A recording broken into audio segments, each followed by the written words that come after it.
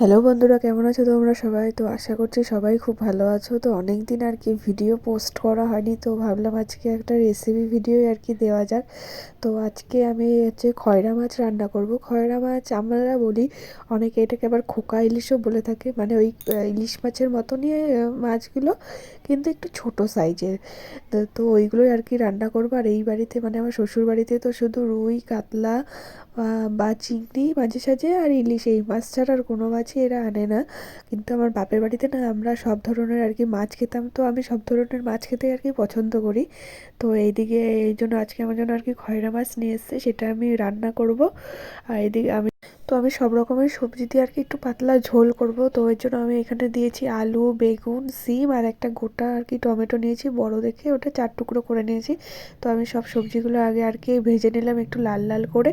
তারপরে সেই তেলের মধ্যে আমি একটু কালো জিরে ফোড়ন দিয়ে দিয়েছিলাম, আর দিয়ে দিয়েছিলাম এই যে একটা পেঁয়াজ কুচি আর কয়েকটা কাঁচা লঙ্কা আর কি মাঝখান থেকে চিড়ে নিয়েছি, ওইগুলো আর কি তেলে দিয়ে দিয়েছি।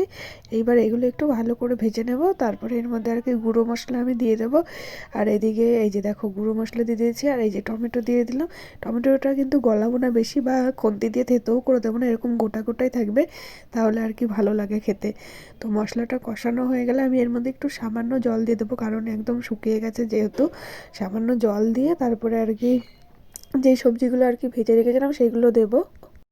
এই যে এই সবজিগুলো দিয়ে এবার একটু কষিয়ে নিচ্ছি, তারপর আর কি জল ঢেলে ঝোল করে নেব। আর মাছগুলো না তোমাদেরকে দেখাতে পারিনি, আমি ভুলে গেছিলাম ভিডিওটা করতে। এই যে মাছগুলো ঝোলে দিয়ে দিয়েছি, এবার ফুটে এসেছে, ঝোলটা আমার রেডি হয়ে গেছে। এটা এবার নামিয়ে নেবো গরম মশলা দিয়ে।